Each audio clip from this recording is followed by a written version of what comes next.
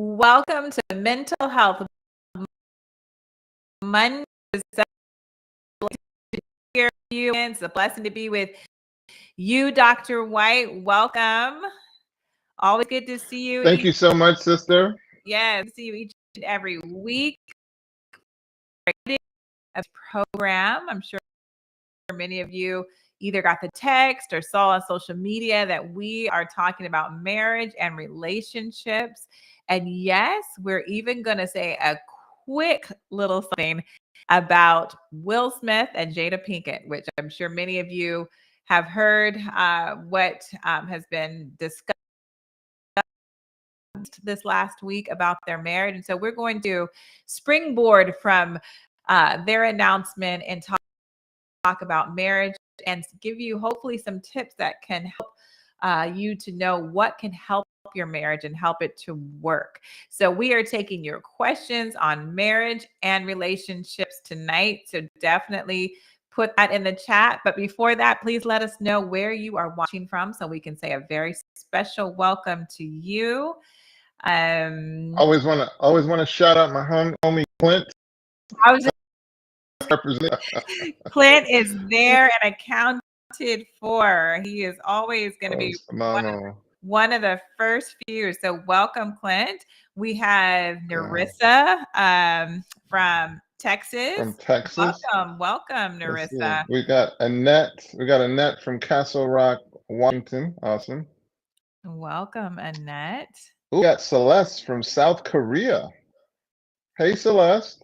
Hey, Celeste. I think you're our first South Korea, like even during the church service. I don't think I've seen maybe I've seen somebody from South Korea, maybe once. I don't know, but definitely not that many times. What a blessing. Welcome.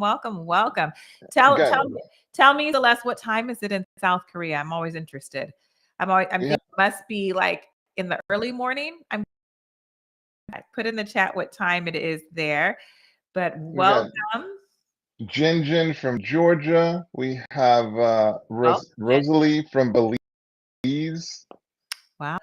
Beautiful country, island, or not Niche an island. From Jamaica.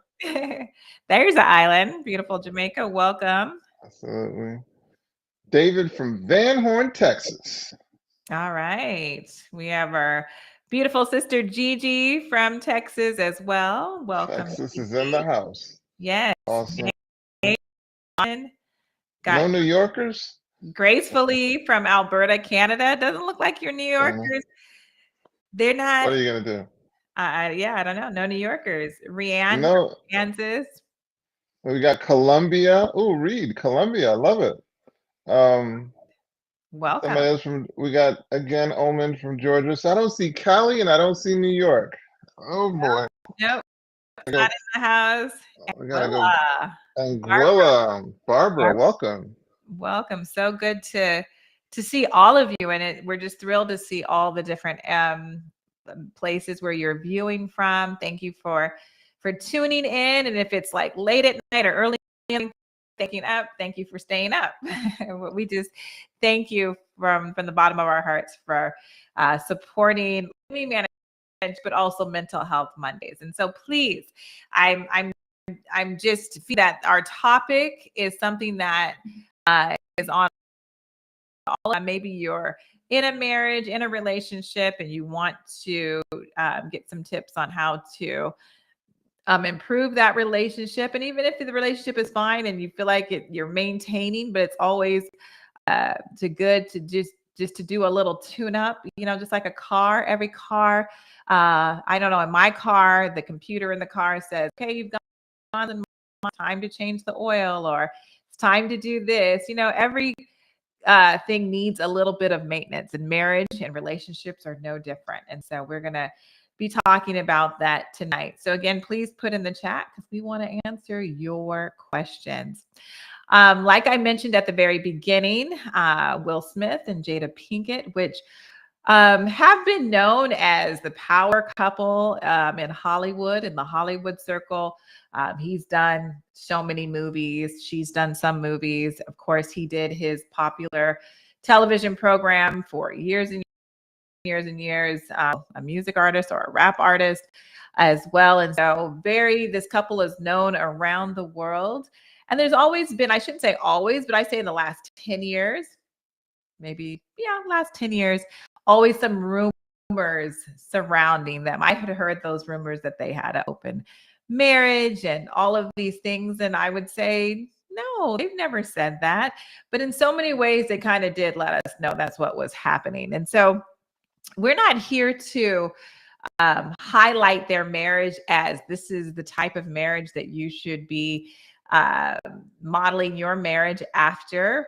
But they, were open and honest. Really, she was open and honest this week about just the fact that they had challenges. And in her words, they decided to stay married, but to actually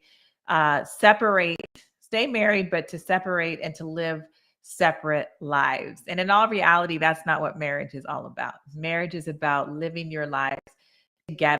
Like I was telling Dr. Whyte off air, so many of us are probably like, wow, how could they do that? Like, that's not really a marriage. And it's true, it's not. But so many people are married on paper and they live in the same house, just like Jada and Will still live in the same home.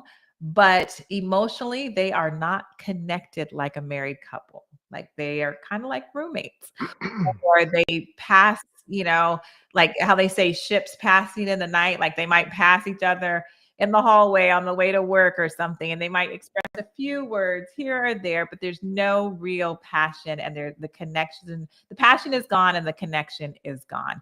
And so that's what we want to talk about, that, it's easy to judge what they did or what they're doing, but in reality, a lot of us do that as well. And that's what we don't want for your marriages. We want your marriages to be happy, healthy, vibrant marriages. And we know that that takes work. So Dr. Whyte, you have some words to share? Look, what I was going to share is it's interesting when you see people performing at really high levels. And sometimes you even say that you want fame, and you want but the investment that you have to make to perform at these really high levels, one of the things I've always been struck by is Will's commitment to excellence. It is when he delivers, his performances, he does it with such a he casts this illusion that it's all natural, when in fact he puts so much work in. I was especially struck by the movie Men in Black, where it's just the scene of him running. Supposedly he was coached by a track coach, I think it was at UCLA, for like 6 months. Oh, wow. And make it convincing. And I bring that up because when you're performing at that level, when you're achieving at that level, when you have that level of publicity on you, there's a stress that you can experience that I think we can, sit back and we can learn from it. Right. That we can, first and foremost, I think we do need to acknowledge some gratefulness for a commitment to be that excellent. Okay. First of all, let's acknowledge that. But then let's double back and say, well, what can we learn from it? What can we then say, okay, how do I perform at a high level and at the same time make sure that I keep my relationship as healthy as possible? Like that really, hopefully this conversation would foster, because on some level, we are committed to going after career aspirations, fiscal soundness. We trying to get that back. You're after these things, but in the pursuit of it, just make sure you keep the main thing, or you are respectful of those ingredients necessary to maintain a robust relationship. So what are those what are some of those core things that are necessary in order to keep a relationship?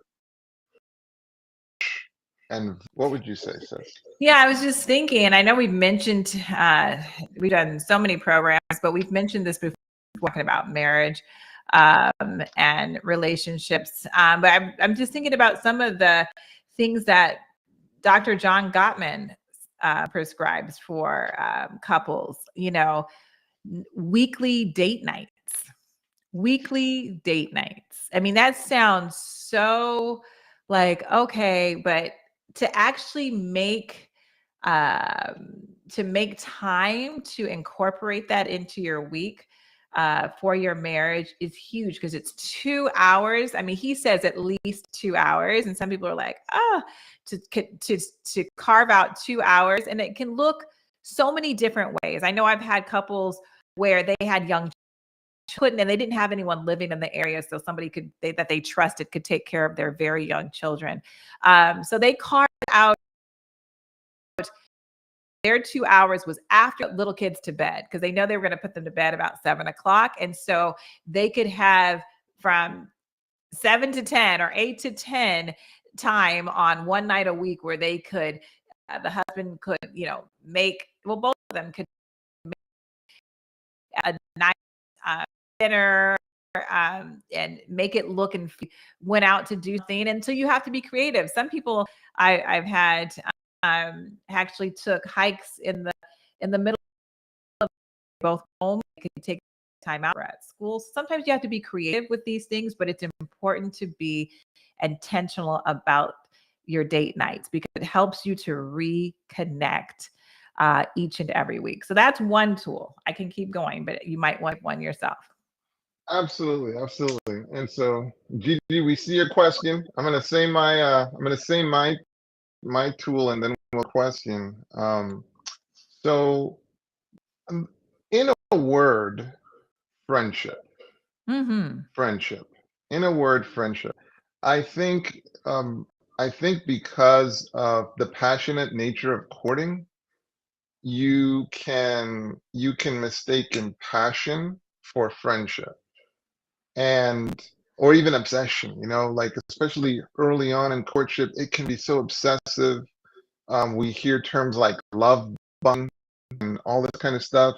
And Mm-hmm. what can evade us is, do we have a good friendship? Do we have a good friendship?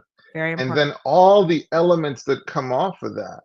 When it's a really good friend, you respect them. When it's a really good friend, you value their input. When it's a really good friend, you're emotionally invested in them. Mm-hmm. You regard them. You want to look nice for them. You want them to look nice for you. Right. Like all of those things, and I just times in couples, that friendship not being prioritized, and when that goes to the wayside, it's so easy to become combatants. Mm-hmm. And you might not be physical combatants, but you are like competing for resources, Mm-hmm. rather than being a team, devoting resources to a common agenda. Mm. So I think that's really the core thing, is with a friendship, you have a partnership, you have an allyship, Mm-hmm. and resources are devoted to the common goals of the relationship, Mm-hmm. as opposed to when that disintegrates, everyone's trying to pull resources, Mm-hmm. and it becomes a fight. Yes, I totally agree. And I think that connection time that you can make, not just like God, I like to just once a week for those 2 hours, like just solid block of time for to build on your friendship. As you were saying, I like the connection that's made builds on the friendship that you have as your foundation. But also having little connection times throughout the day. It could be a text of how much I appreciate you. It could be a phone call. You could just say it out of your mouth in person to your spouse. Just letting them know on a daily basis how much you love them, how much you appreciate them. Not that you're love bombing them, but it's just a simple little, this is how much I love you. Just a little drop. Could be a little note. I saw something I read something in a book. It was this old, I can't remember how old the couple was. I think they were like in their 80s, and I forget how many years they had been married. But every single day, they would write, like, they had this thing, they would take the first letter from this phrase that I'm about to say, this is how much I love you, which was TIH, and it continued, this is how much I love you. And they would write those letters, and they would put it, like, sometimes they'd write it with lipstick on the mirror. Or one day the husband unrolled the toilet paper so that the last sheet of toilet paper that she took had, this is how much I love you, the letter to that statement.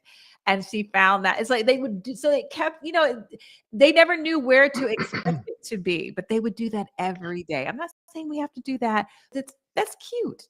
It's something creative that just keeps the spark going. Go ahead. It's just that communication that person is top of mind. Right. Yeah, no, absolutely. This Yes. is dangerous, but like, imagine treating your spouse like it's an affair, Right. like imagine treating But them I that know way. what you mean. I know what you're trying to say, because affairs are wrong. Affairs are wrong. I'm looking at the camera. No question they're Affairs are wrong, wrong. but However, you don't ignore the mistress, right? If you don't no, text or call the mistress, it'd be a problem. you trying to protect your whole situation because you're not trying to get your cover blown, which is wrong. However, but you do put a lot of attention into that. So you don't make any excuses that you can't see them. Right. No, you don't. You're like, oh, I'm busy, I'm at work. And they're like, you find a really? way. Yeah. So anyway, all right, now let's go to Gigi. Okay. What would you say to people who are living together as man and wife but not having sex? So they believe it's okay with God as long as they are, I presume you're saying, not having sex. Isn't living as a man and a wife more than sexual? Right. So she's creating a scenario in which two people are living together, but they're not having sex, right? Well, it's interesting because I mean, Gigi, if what you were saying was true, it would be like illegal for a man to have a female roommate. And there are people who have there are, what's the word? There are Platonic there are platonic, friends. relationships. There are platonic relationships all the time where people have no interest in Right. being intimate, and there's nothing wrong with it. But it sounds like Now, this isn't a platonic situation. but this is not a platonic situation, and I think what you're highlighting, Gigi, is when you've set certain boundaries for yourself, it's a good idea to not tempt yourself unnecessarily. And what I mean by that is, Right. what people are often not aware of is the fact that we have the frontal brain, we have the frontal lobes, and us being guided by the frontal lobes, right? The frontal lobes has all these principles, all these ideals. It's got these standards. It's just wonderful, right? Mm-hmm. The problem is supporting that frontal lobe is a limbic brain, okay, with more visceral urges. And what can happen is you're sort of like a different person, or the values that you prioritize with your frontal lobe, when the limbic brain is sort of taking over and you're now having to deal with those kind of urges, including sexual urges. Mm. Sometimes all and principles, they take now a back seat Right. to more primitive urges. And it is when you understand that while I'm not going to be driven by my limbic brain, let me not put myself in situations where I'm vulnerable. Okay, let me be respectful of understanding that, yeah, you want to respect the fact that you do have a limbic urges that the frontal lobe can at times have a difficult time dampening, even though it can do it. And that's why you have to protect your frontal lobe. So that's why I wouldn't necessarily want to be living with a person that I had romantic inclinations for, Right. that I made the commitment I wasn't going to have sex before right. She did come back and say, no, I mean, they're engaged and seriously dating. So with that, I completely agree with what you stated. And to put yourself in with those temptations, that, that person's in the house, and like you're tempting yourself, and you're playing with the devil, if you will. You're playing with the devil in the sense that I think he's not going to come and tempt you in a way that's going to get you to do what you are saying you don't want to do. I mean, you're fooling yourself, because it's such an easy target. You're such an easy target for him to be able to try to do that, because you've put yourself in a situation to make yourself vulnerable in that situation. But also because it sounds like maybe this is a Christian couple who are like, okay, I'm okay. We're not sleeping together. We're just living in the house together. If you're coming from that space, then you care about what the Bible says, and the Bible says to avoid the appearance of evil, right? So people looking at this are thinking like, okay, they live there together. They're probably the natural assumption that people would think. If you absolutely don't care about the Bible, well, then that point's not going to matter to you. But that's the only reason why I would think that you live with someone that you're dating, you're engaged to, and not have sex with them is because you are coming from a biblical perspective, or maybe you just don't want to have sex before marriage. So it's a big surprise. I have no idea. But either way, you're tempting yourself. For whatever your reasons are, you're definitely tempting yourself. On to Clint's question. What do y'all suggest if your date nights are few and far between? We have no one willing to watch our kids laugh out loud. So, we faced a similar situation, Clint, and some of the things that we employed were things like her bedtime, like making sure that she was up as early as possible. Okay, okay, guys, not 1 a.m., but like 5 a.m., 6, like making sure she got up at a reasonable hour so that she would then be falling asleep by 6, 7 o'clock. So that now mom and I now had our time Right. together. Those were some of the tools that we used. um and then, yeah, sometimes it's just being creative, because obviously I don't even know how old your kids are, Clint, but I think it's absolutely critical that you give things that, it has, the marriage has to get its, priority. You have. But yeah, we would exploit the sleep cycle.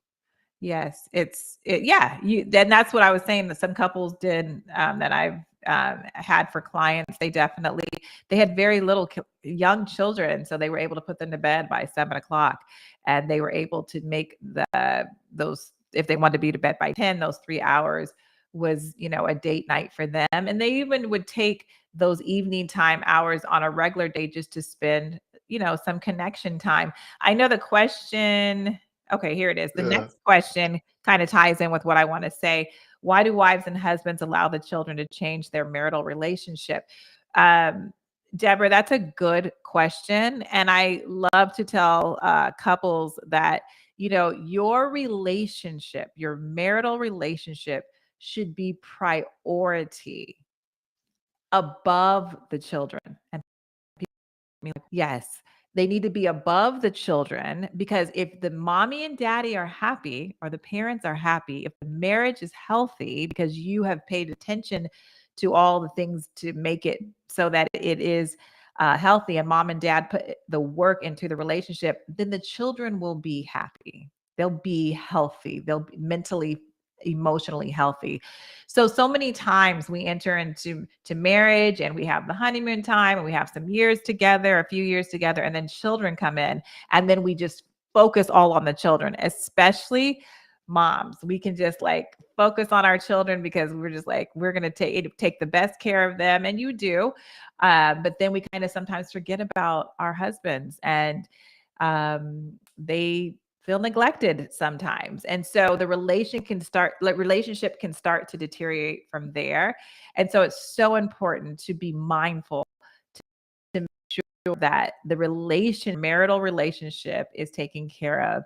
Even it takes supreme over the children. That is so very important. Even again, and I feel like I'm picking on wives. I'm not picking on wives. I am a wife as well. But sometimes the way that we talk to, or like we'll be in a mother mood, like always talking to kids all day long. And then we don't know how to flip the switch or flip the switch down, whatever you want to say, and become a wife and be a wife to our husband and talk to them like this is our husband, this is an adult. We just kind of just go from talking to kids in our motherly tone and telling them what to do, and then we just go right into a conversation with our husband, and a lot of times we'll continue the same attitude and tone with our husbands. And how many of us have heard, you treat me like a child, like you're speaking to me like a child, talking to children all day. And sometimes it's hard for us women and moms to switch that flip, but we also want to be very intentional about that as well, to say, okay, I'm going to go in here and have grown-up talk with my husband and connection time. I once heard this very naughty statistic that with the birth of each child, marriage satisfaction goes down by 25%. You heard that? I haven't heard that, but wow. I'm totally joking, Oh, and okay. I can't remember the statistics, so please don't quote us. I just thought it was hysterical. Yeah. But I agree with everything you said, that you have to really and truly remember to prioritize the relationship. So how long does one stay with a non-believing spouse before giving up? How long does one stay with a non-believing spouse before giving up? Go for it, sis. Well, I mean, well, first of all, so I you would want to say know, don't give up. like, Don't give up. I like, mean, not on your marriage. I mean, my thoughts and answer to this question is, so don't give up on the spouse just because the spouse is a non-believer, right? That's not a deal breaker. You pray for the spouse. You want to be the example on, I mean, that hopefully God's love is shining through you to the spouse and to the children, that will, eventually win them over, and they want to have that relationship with God. But, we can't force someone to do that. And my honest opinion, if I'm coming from a biblical standpoint, like that's just not a deal breaker for a marriage. A non-believing spouse doesn't mean that you're emotionally abused. I mean, that's a different conversation. But if it's just on the premise that they're not a believer, that's not a deal breaker from a biblical standpoint. And even and then let's just take the Bible out, and let's just say this is not a Christian that I'm speaking to, or a Christian in that situation. If they're not a bad person and they're treating you well, and you have children, and they're not, again, not a mean person, and they're not abusing you, there's no reason to give up on that marriage. yeah, so just a few, statistics in terms of, just a few statistics in terms of marriage. So first of all, you want to know that people are getting married later and later. So average woman is getting married around, like, average male around 28. Roughly about 4% of couples are divorcing after 10 years. 63% of divorcees believe a better understanding of the commitments of marriage could have helped them avoid divorce. Right. And lack of compatibility is a top reason for new couples divorce. So 50% of couples who divorced in their first year cited this cause. So getting clear on how compatible you are is a big deal. And this was a article, let's see, coming out of Forbes, actually. All right, so that would be a difficult question to answer from a statistical standpoint. So just a FYI. But I Mhm. thought those were some helpful things that you mentioned. Okay. Mhm. Any other questions? Who are While the you're, most important? Okay, go ahead. I was going to say, while we're looking for more questions for people to be asking. I just want to make a comment on like our opening couple that we talked about.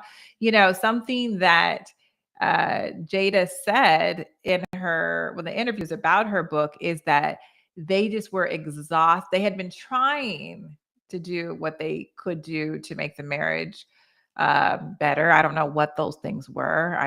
They're multimillionaires, so I'm sure they went to the best therapy and all of those type marriage therapy and that type of stuff, but they just became exhausted from trying, and so they just gave up.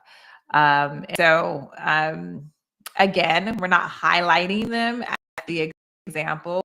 Is Mental Health Monday is sponsored by Living Manna Church, and so we come from a biblical perspective, and I believe when you get to the point where you're too tired, the saying says, and hopefully you're trying to do this along with God, but if you're not and you get too tired, it's like it comes to a point where you need to let go and let God, meaning like let God work in, can carry you through situations. But this is not speaking of physical abuse or emotional abuse, or if you're in a situation where your life is, at harm or being threatened. But if this is just like, we just don't get along, I don't like how he puts the toothpaste on the sink. I mean, you're just having silly arguments and not connecting and just not having that emotional connection.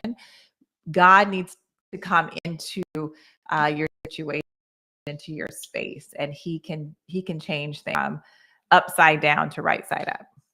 Go ahead, Dr. Well, and so lessons that you can derive are things like, please don't be afraid to invest in your relationship, especially early on. Right. There's what's called prevention, but sometimes there's preemption. There's like you're not going to go in that direction if you can harness certain tools. One of the primary reasons why people at times can divorce include communication issues, like just underestimating how powerful it is to be able to communicate your needs effectively. And the critical part of communicating is listening also. So how well do you listen and hear what your partner is actually saying? Mm-hmm. Both what's being verbalized and what's being communicated non-verbally. So in California, for example, you'll see lots of martial arts studios all over the place, and all of you bumping into people all the time. I train. And the reality is, most of us are going to get through a good bulk of our life, and maybe you have 1 fight, 2 fight, 3 the max, right? Mm-hmm. Every time you're talking, you are in a verbal fight, if you will. You are trying to convince a person of something, or sometimes you're selling something.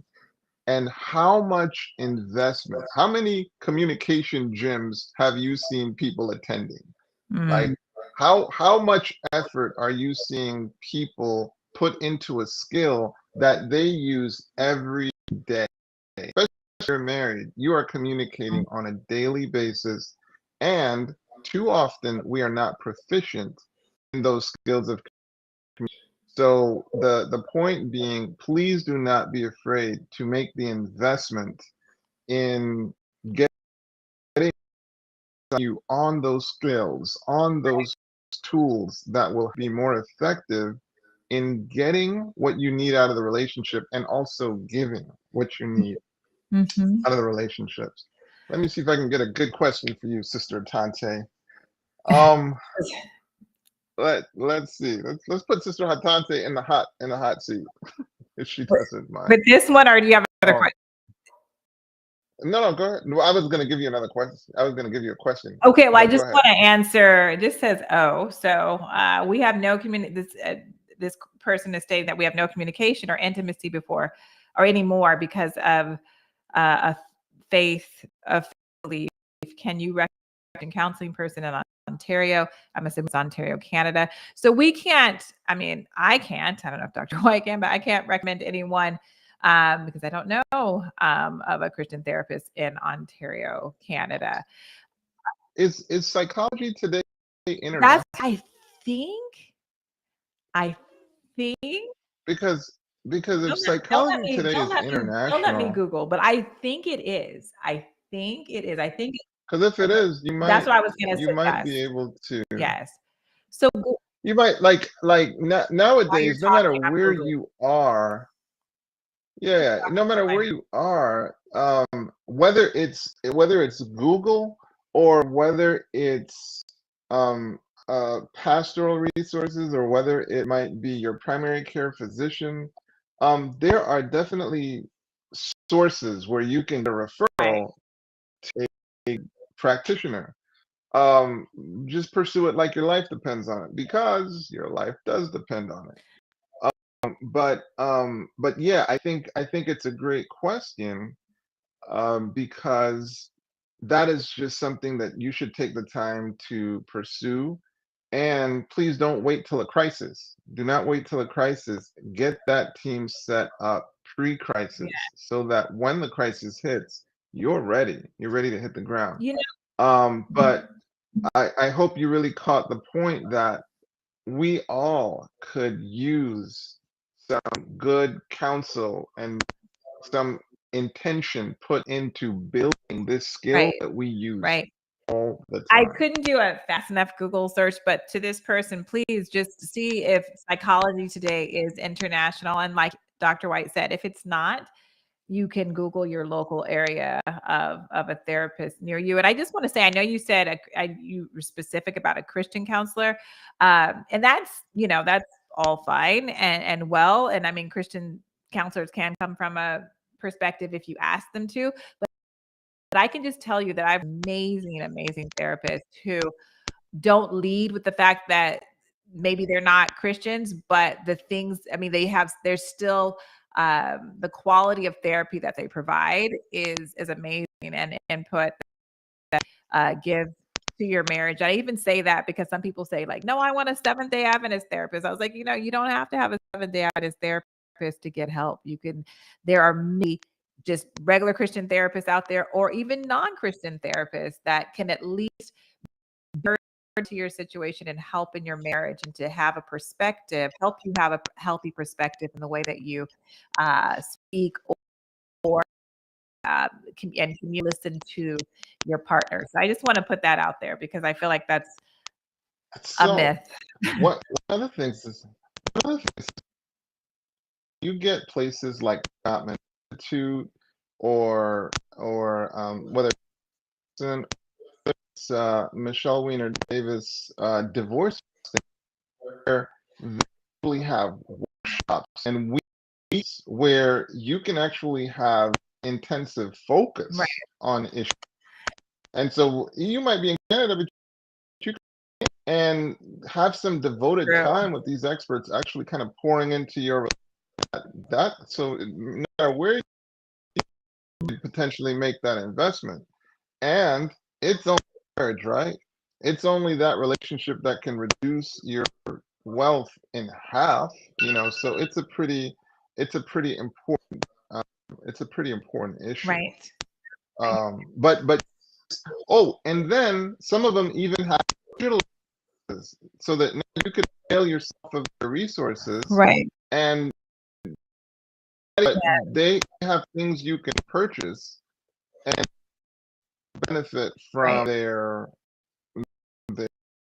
expertise. Right. You know what? You're starting, you haven't popped in months, but you're popping Am just, I popping? well, you were, or you were just a little bit. I'm thinking maybe I can take this question and then you can like go out and come back in. I know that's what we used to do, but it's still a little poppy. So I don't know.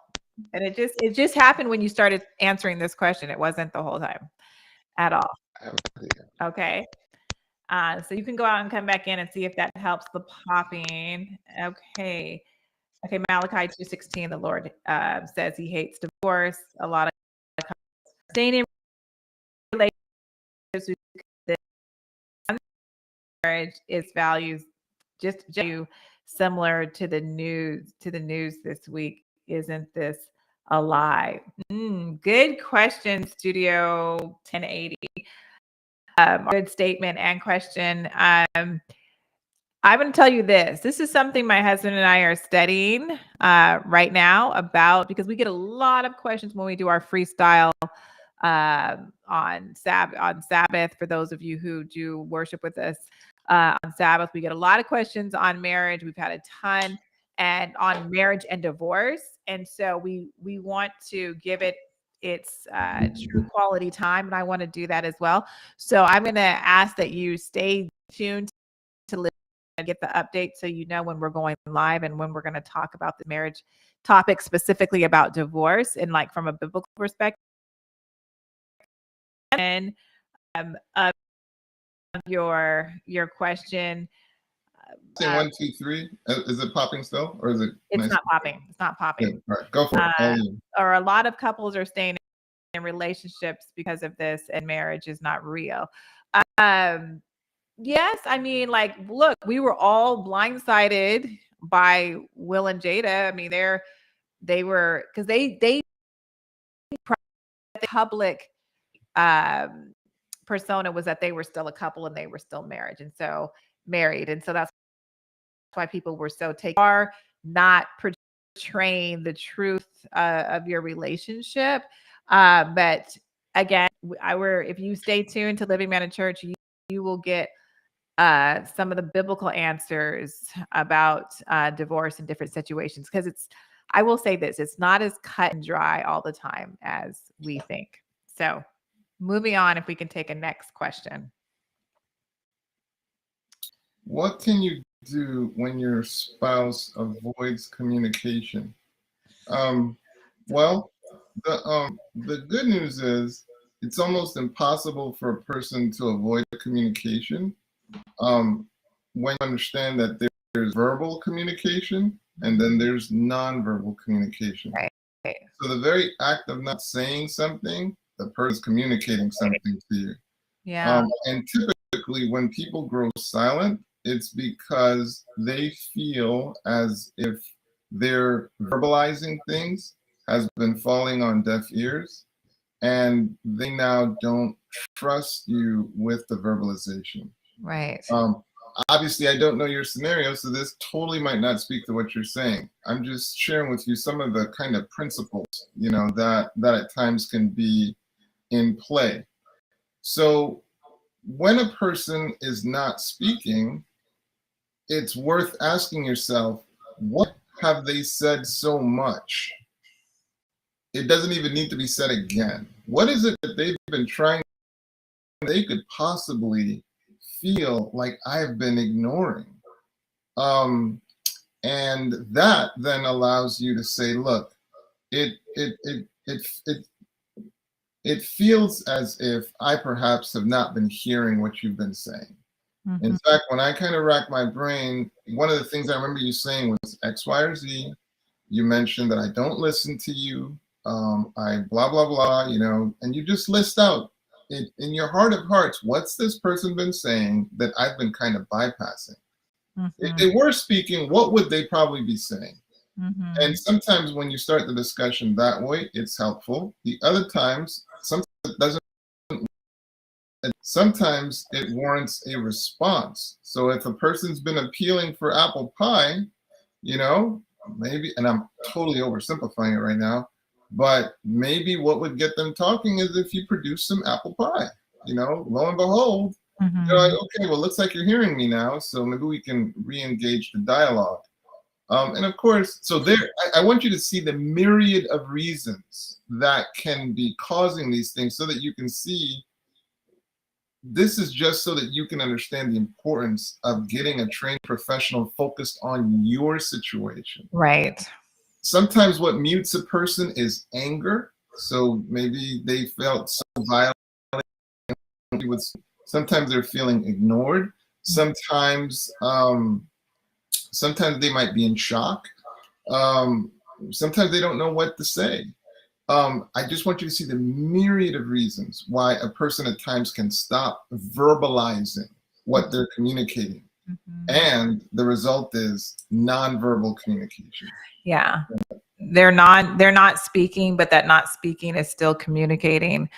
It's communicating something. And we call that meta communication. So it is they're still communicating. I don't know if it, like, again, like Dr. Whyte said, we don't know your exact situation, how long, that's been, happening, or how, that your spouse is not communicating with you and there's been silence. But truly, uh, this is a great time if, the spouse is willing, if you're both are willing to go and find a marriage and family therapist, or just a therapist that can help in your marriage, if they're willing to go. This is a great time, because maybe the spouse will feel safer in a space to talk about what's really going on in their heart with a third party there.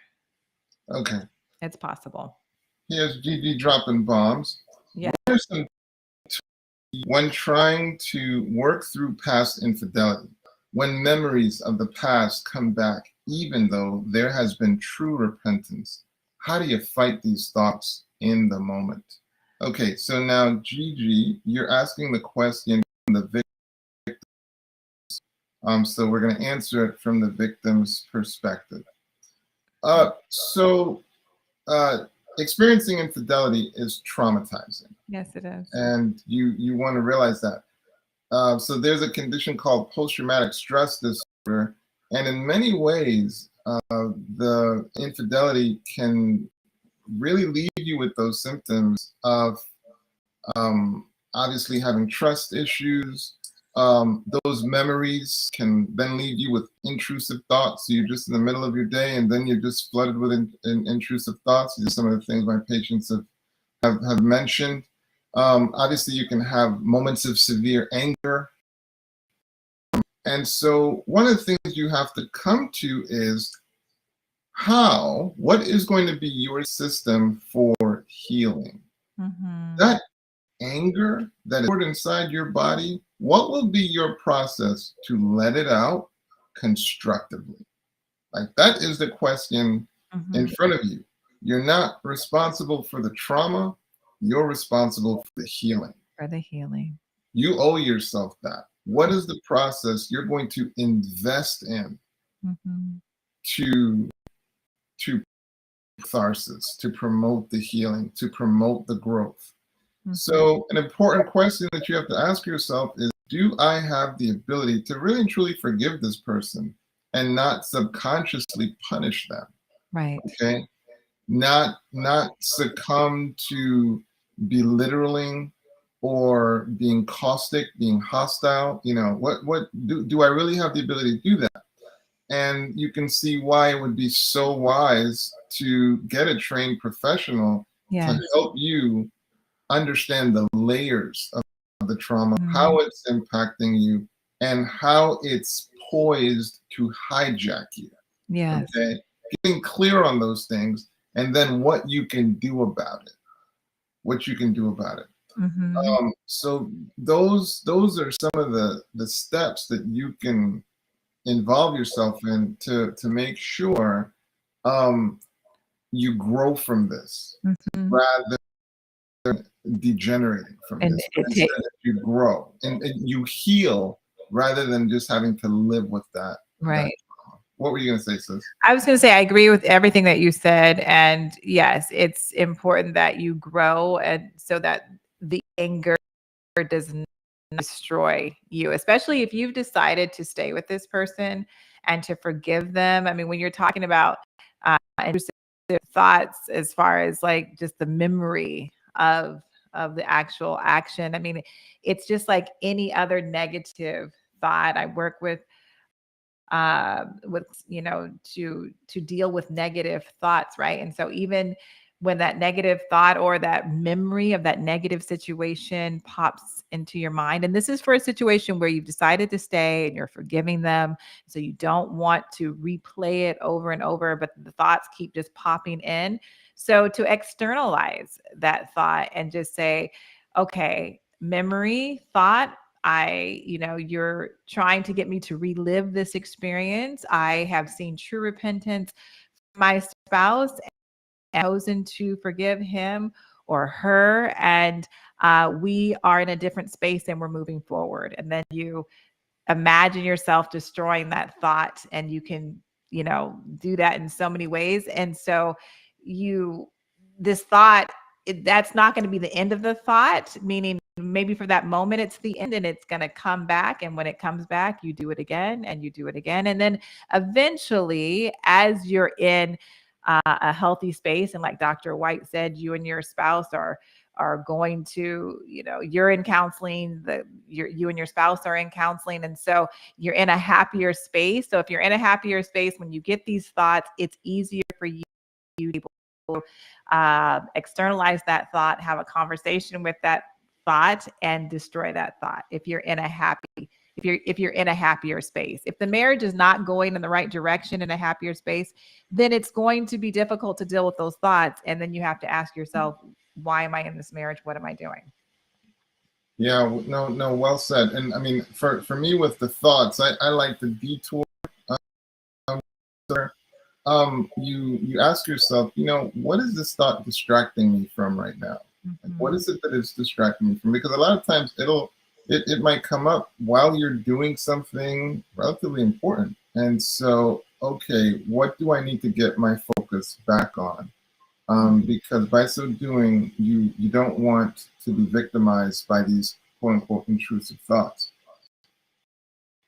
Loveless marriage affect your children? Can a lonely and loveless marriage affect your children? Yes. And I just say yes, just like that. And Dr. Whyte, I'm sure you have something to share on this too. But a lonely and loveless, because they feel all of that. Even when we have anxiety and we're anxious, our children feel that. When we're not happy, and they can see by example each and every day that, they may not even know what to call it, but mom and dad don't show love to each other, or maybe the words are harsh that you speak in front of your children. And so they can feel that, and it makes them unhappy, because the home is not, it's not a vibrant, happy, loving home. And so they can feel that. They feel our emotions. Yeah. So it would be so cool to like pull Amelie in and like unpack that. What's the additional stuff that you're wanting to say behind that question? While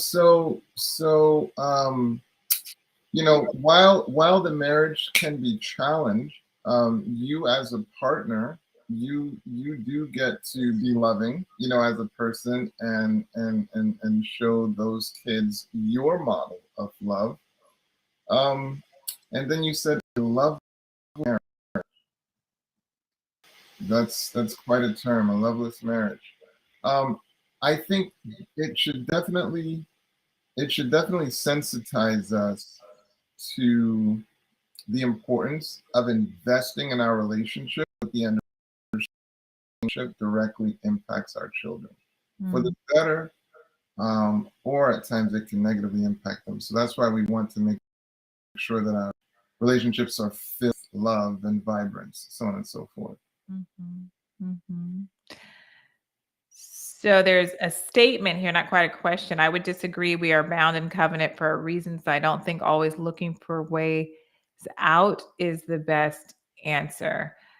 Who said that they should be looking for a way out? I don't think. Maybe that was in the chat or something like that. Yeah, I'm not sure. But anyway, I would disagree. We're bound in covenant for a reason I don't think always looking. Okay, so yeah, definitely agree that we don't want to always be looking for a way out. I think that's a fair thing to say. I think that the balance to that is in cases of abuse, in cases of infidelity, in cases where a party feels like differences are reconcilable, differences are irreconcilable. Let's see. Infinity doesn't need to be sexual either. I feel like anything that's dominating your time. Yeah, I think it was a typo. It was infidelity. Infidelity doesn't need to be sexual either. I feel like anything that's dominating your time and attention, which takes away from the marriage, is, in my opinion, infidelity. Now, that's a really Yeah, definitely rich, statement, that is. because Mm-hmm. once you do that, you start to realize, is it my hobbies that could be taking me away from my spouse?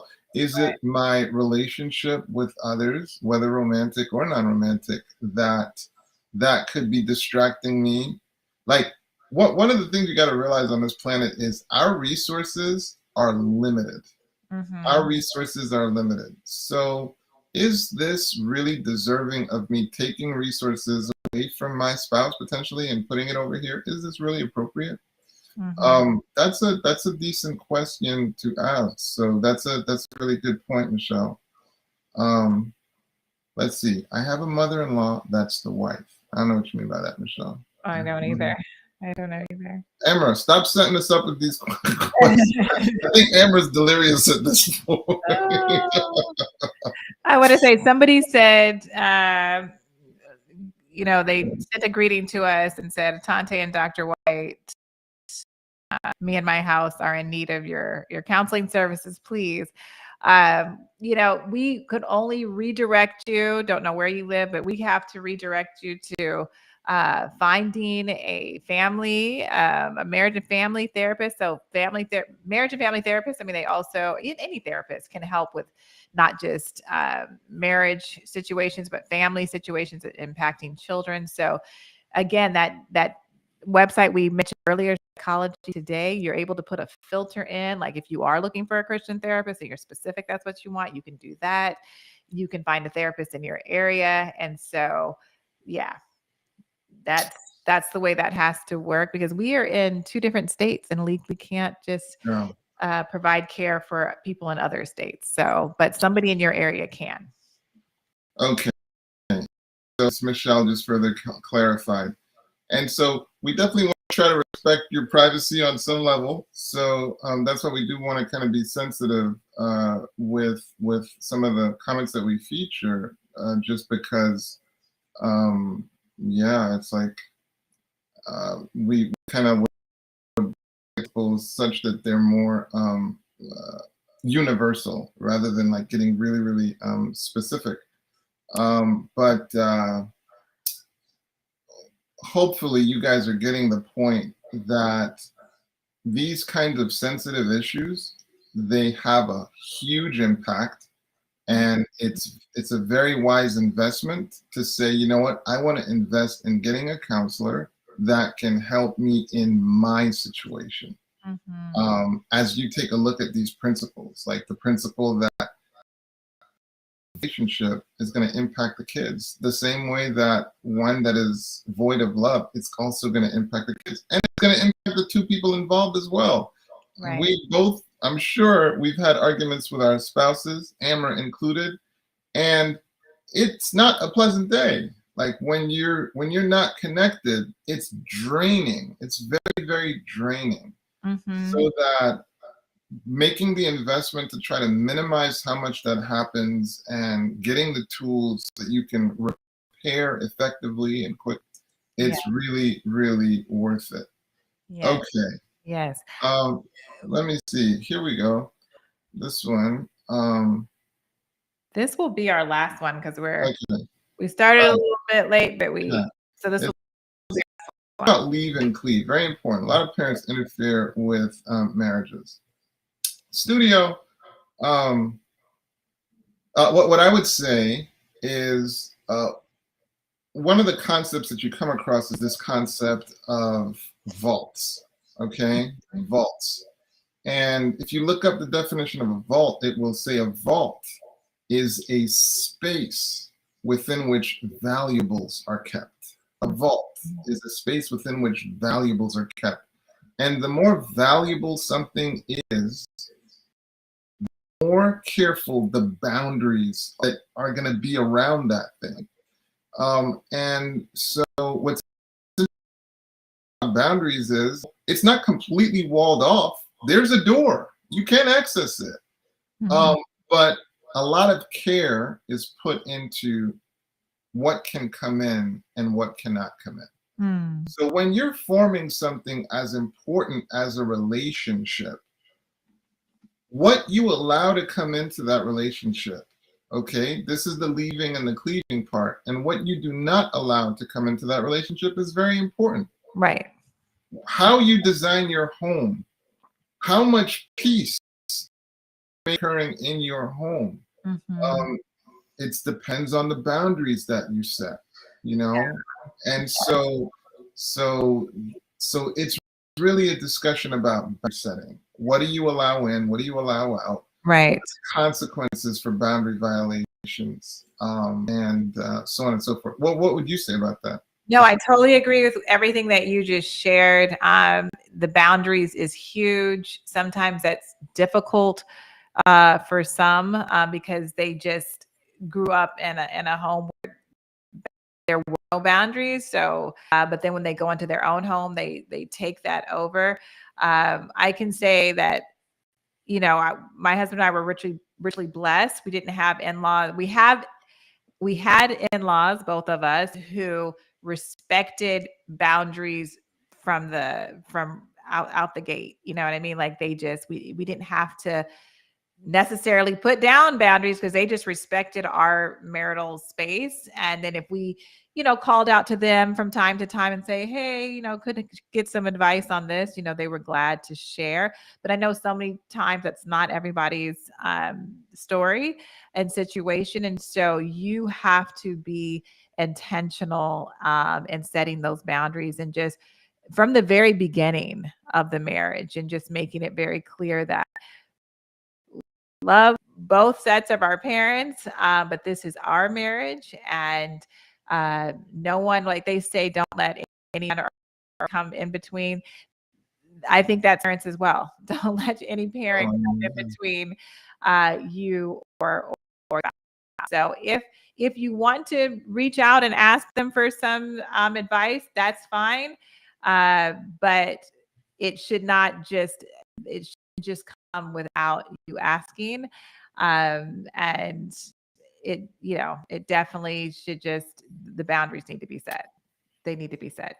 Right. And yeah, you get to Michelle, you get to craft what the consequences should be. Naturally, they should be guided by the rule of law. That should help. Yeah, you get, and it's interesting, but because police are literally prepared to help you enforce your boundaries. We literally live in a system of law and order that's designed to support our boundaries. Mm-hmm. But that's how important boundaries are. Mm-hmm. But the key for you to design what are the boundaries, and then what are the consequences Right. that I will, you know, put in place given the value of what's inside the vault. And in this situation, we're talking about that marriage vault. Mm-hmm. Like the health of a society Mm-hmm. is based on the value of the marital vault. Mm-hmm. Like, the happiness of the children, the happiness of the spouses depends on the value of what's in that vault. So Right. how important is it for you to bound it appropriately? Mm-hmm. Mm-hmm. Yes. And the person I had asked answered the question a little while ago, they said that needed the therapy or the counseling from both of us, and we were leading them to Psychology Today. Said they were in New Zealand, and so yes, but you know they're therapists and counselors in New Zealand as well. So you may not be able to do the Psychology Today because you're out of the country, but there's something that is similar to that. I'm sure in your country and in your local area, you can find a therapist that can help you and work with you in your situation. So that person in New Zealand, think about, you might want to go there. Yeah, It might be GottmanInstitute.com. Look up John Gottman. Yes.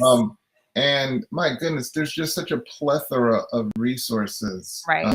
that they have. If you go to the Beck Institute, yet again, just a huge number of resources. And again, Michelle Weiner Davis with divorce. Look up divorcebusting.com. Mm-hmm. And Michelle's claim to fame is she specializes in couples where one partner has one foot out the door. Like that's her specialty. So and again, it's divorce busting. So Right. These are places where you can get resources that can help you as well. Yes, we are all out of time, and we see that this marriage relationship conversation is very important to so many of you. And I think we may come back possibly and revisit this. We will see, because there's a lot of comments here, and we are actually not going to be here next week, but when we come back, we can follow up. I'll mention one resource. It's my resource. So it's my7vitals.com, my7vitals.com. And one of the things that we do is relationships. So my7vitals.com and or killingburnout.com. Yes. So those are some resources that I offer, and there's even some free resources on there. So yes, there you have it. Great stuff. That will be helpful. And please do come back and talk about it. So, well, we thank you, all of you, for viewing. We had quite the worldwide audience tonight, from New Zealand to South Korea to here in North America. So we're thankful for all of you, and just want to have you have a good night, and for you to come back and see us in 2 weeks. We will be here with another Mental Health Monday. It looks like we'll be talking about this topic again. So we look forward to that. Have a good evening. Take care, sis. All right. Next time. Bye-bye. Bye-bye. Welcome to the Huberman Lab podcast, where we discuss science and science-based tools for every life. I'm in biology and ophthalmology at Stanford School of Medicine. Today, my guest is Dr. Layne Norton. Dr. Norton is one of the foremost experts in protein metabolism, fat loss, and nutrition.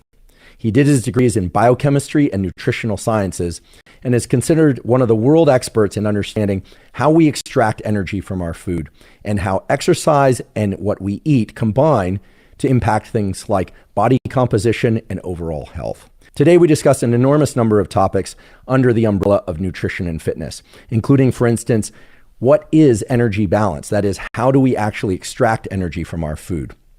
We also discuss the somewhat artificial sweeteners, whether or not they are safe or not, and whether or not they are an effective tool for weight loss, in particular for people suffering from obesity and different types of diabetes. We also talk about gut health, that is the gut microbiome, and how it's impacted by food and how it can actually impact the metabolism of the foods that we eat. We also discuss fasting, or so-called intermittent fasting or time-restricted feeding, what it does and what it does not do in terms of how effective it is for weight loss, and perhaps even for health and longevity. We also talk about protein and define very clearly how much protein each and all of us need, depending on our daily activities and life demands. We discuss the various types of diets that you've probably heard about, including ketogenic diets, vegan diets, vegetarian diets, and pure carnivore diets, as well as more typical omnivore diets, and how to make sure that you get all of the essential amino acids for healthy weight maintenance, weight loss, or directed muscle gain. We also talk about supplements, in particular, the supplements for which there is an immense amount of science pointing to their efficacy for fitness and for overall body composition.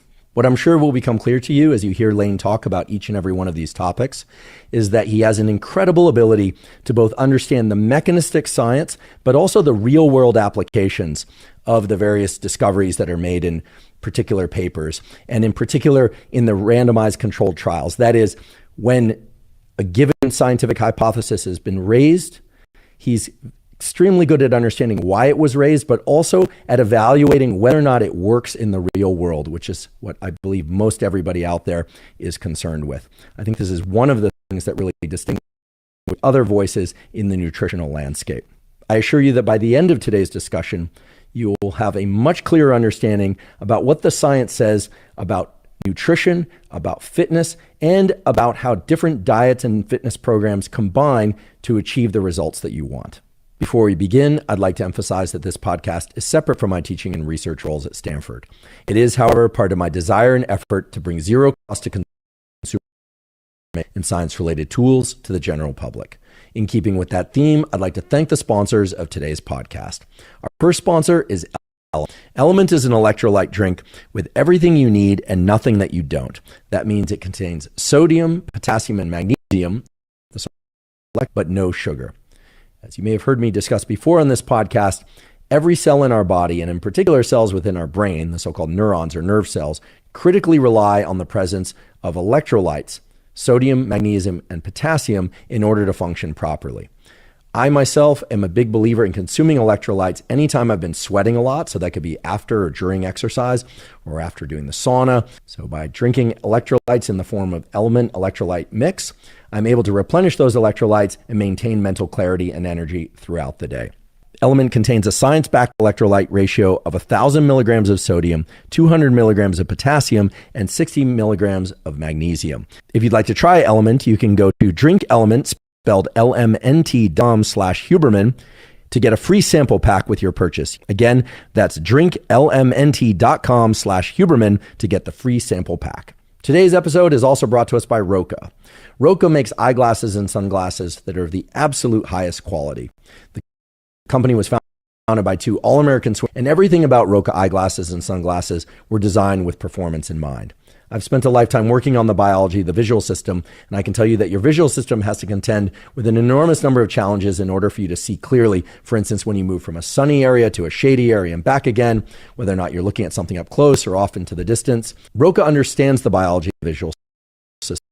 Eyeglasses and sunglasses accordingly so that you always see with perfect clarity. Roka eyeglasses and sunglasses were initially designed for activities such as running and cycling, and indeed they are very lightweight. Most of the time I can't even remember that they're on my face, they're so lightweight. But the important thing to know about Roka eyeglasses and sunglasses is that while they can be used during sports activities, they also have a terrific aesthetic and they can be used just as well for wearing to work or to dinner, etc. Roka eyeglasses and sunglasses, you can go to Roka, that's ROKA.com, and enter the code Huberman to save 20% off on your first order. Again, that's Roka, ROKA.com, and enter the code Huberman at checkout. Today's episode is also brought to us by Inside Tracker. Analyze the nutrition program that analyzes data from your blood and DNA to help you better understand your body and help you reach your health goals.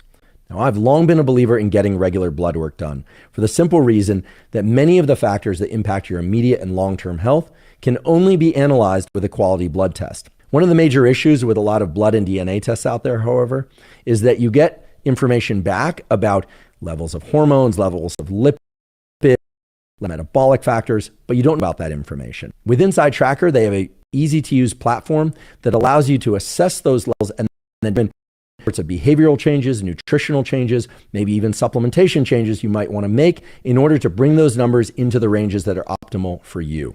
If you'd like to try Inside Tracker, you can go to insidetracker.com/Huberman to get 20% off any of Inside Tracker's plans. Again, that's insidetracker.com/Huberman to get 20% off. The Huberman Lab podcast is now partnered with Momentous Supplements. To find the supplements we discuss on the Huberman Lab podcast, you can go to Live Momentous, spelled O-U-S, livemomentous.com/Huberman. And I should just mention that the library of those supplements is constant. Again, that's livemomentous.com/Huberman.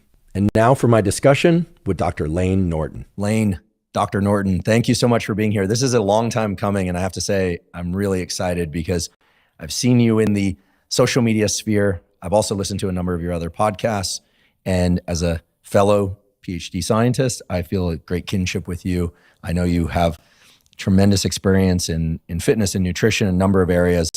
We also got a lot of questions from our audience, and I'm really looking forward to talking with you today. I'm excited too. I mean, this, like you said, it's been something we've been talking about for a long time. So I was glad we were able to make it happen. Yeah, indeed. And I think some of the audience has a debate or a battle. And I can tell you right now, it's not going to happen. Actually, one of the things that brought Layne and I together in conversation online and then via text, et cetera, was the fact that I love to be corrected. I did a post about artificial sweeteners, which we will talk about a little bit later in the episode. And Layne pointed out some areas of the study that I had missed or maybe even misunderstood. and I revised my opinions, and I think it's wonderful, and other studies have come out since then. So hopefully our conversation will serve as a message of how science and actionable science can be perceived, and it doesn't always have to be a battle. But hey, if we get into it, we get into it. It won't get physical because we know you would win. So in any case, I'd like to start with something that's rather basic and yet can be pretty complex. And that's this issue of energy balance and energy utilization. I think most people have heard of a calorie. Yeah. I'm assuming that most people don't actually know what that is in terms of how it works, what it represents. And so maybe you could just explain for people what happens when we eat food of any kind, and how is that actually converted into energy as a way of framing up the discussion around weight loss, weight maintenance, weight gain, and body composition. It's a great question. And like you said, this is one of those things where, people use the term calories in, calories out, and they say, well, that's way too simplistic. And I'm like, if you look at what actually makes up calories in, calories out, it's good, right? So let's deal with the what you mentioned first. What is a calorie? Because I think a lot of people don't quite understand this. So a calorie just refers to a